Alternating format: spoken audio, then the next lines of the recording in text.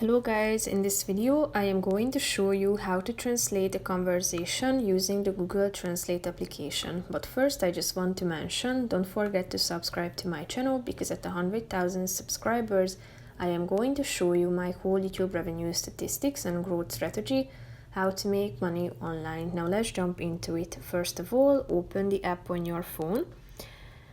Then you should click on this home button down below on the left side corner. Select your source language on the left side and on the right side your target language. Then click on the conversation button in the middle of the screen. Then you should start speaking.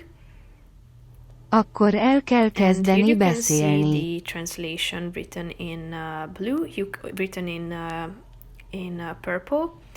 And if you would like to listen to the translated text, tap on the speaker icon, and you can also use the other person's language by clicking on the other microphone down below.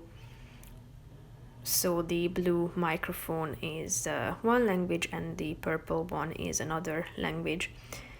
And you can both start speaking if you tap on the both microphones, so that both of the speakers can start speaking, and it will detect their text and translate it to the other person's language. So that's pretty much it for this video, guys. See you in the next one. Bye bye.